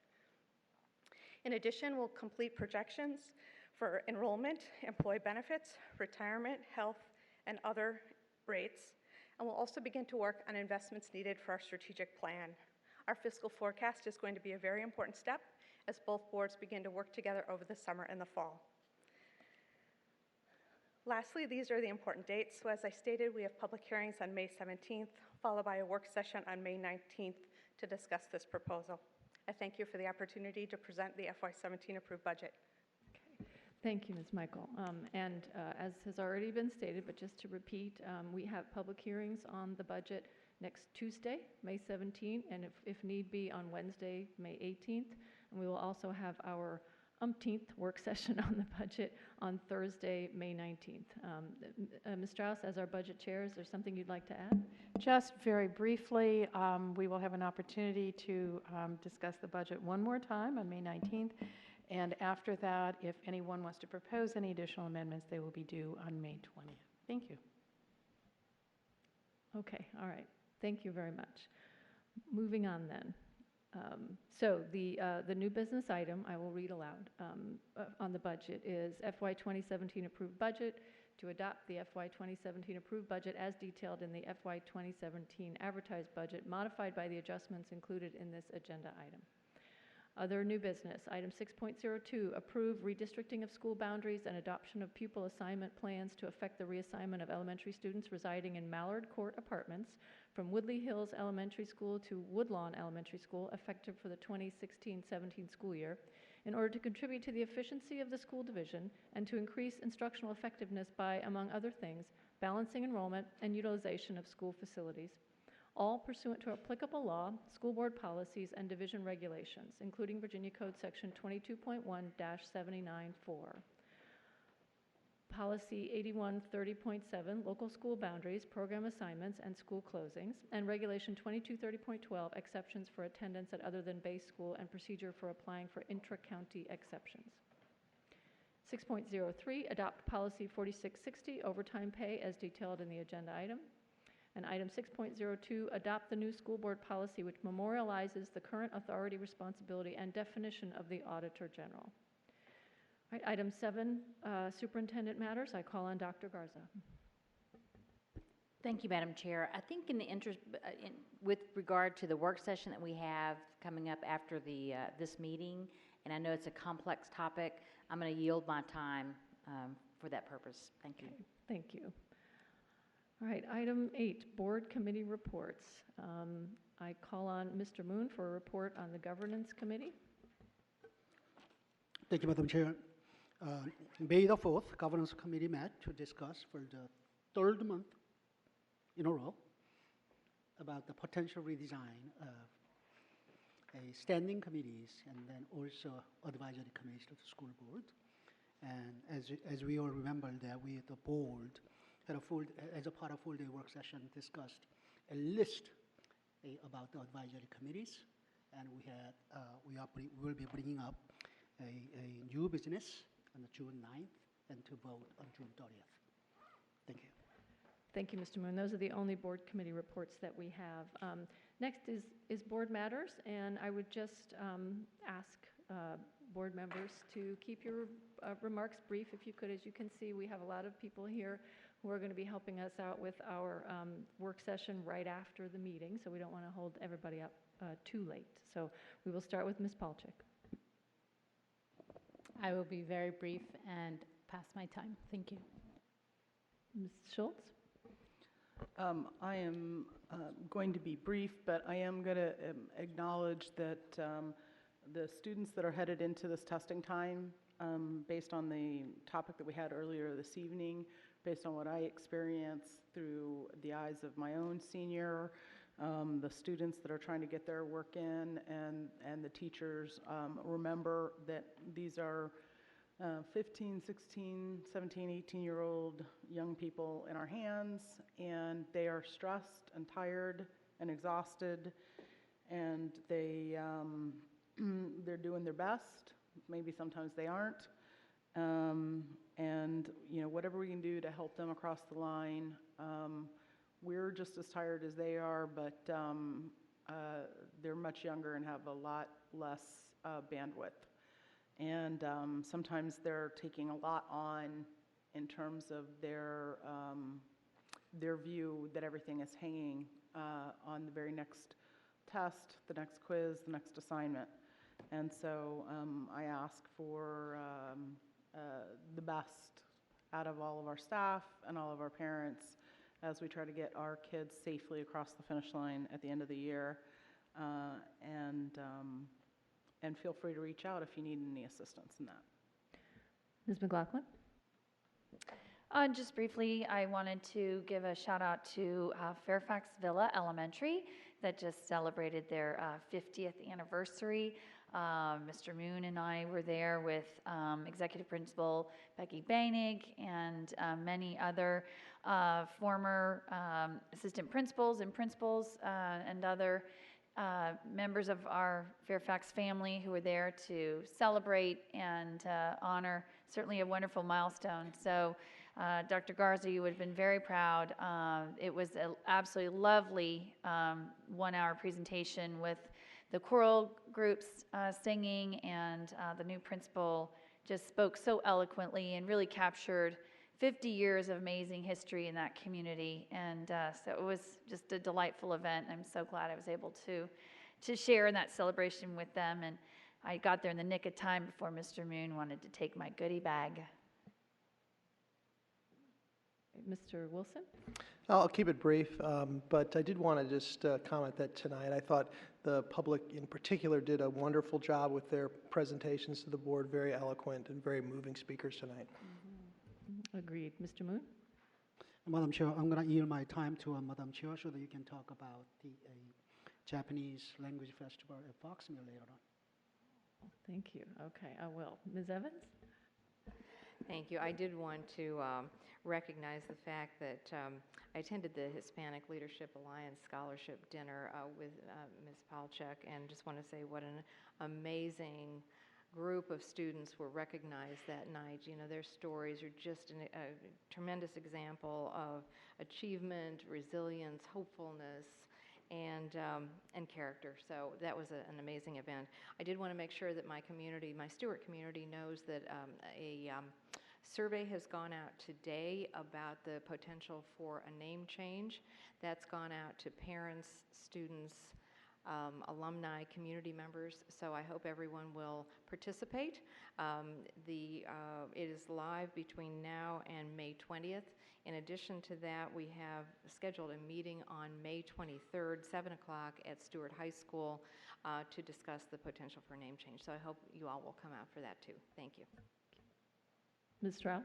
Thank you. On Saturday, Relay for Life for the McLean-Langley Pyramids. That will be very exciting. And then next week is the Langley Ethics Forum. Thank you. Ms. Huff? I'll pass. Thank you. Mr. McElvey? I yield my time to our friends at FERFC. Just quickly, I was happy to attend with Ms. Hines the FCFT focus group on teacher workload this past weekend, and thanks to all those who came out to my Kofax coffee to discuss budget and other issues. And also, it's always great to get out of the schools, so I was able to visit Crestwood, Lynbrook, Edison, Woodley Hills, and Bush Hill over the last 2 weeks. Thank you all for having me for various reasons. Good times. And I will finish. Thank you, Mr. Moon. It was nice to have you back out in the neighborhood up in Herndon for Foxmill Elementary School's Japanese Matsuri Festival. It's an annual festival. It was last Friday night, And it's just wonderful. Songs and food and games and craft from the Japanese tradition. I think my favorite part is walking around with the student guides, who are just amazing young people. They have learned a great deal about the Japanese language and Japanese culture, and they're just such nice people. And so it was a great night. Thanks to the staff at Fox Mill for inviting us and for doing all that work, and to the parents as well. The PTA is very much involved in that. So at this point, we will not adjourn. We will take about a 5-minute break, and so at 9:10 we will start our work session on ERFC, the Education Employees Supplementary Retirement System.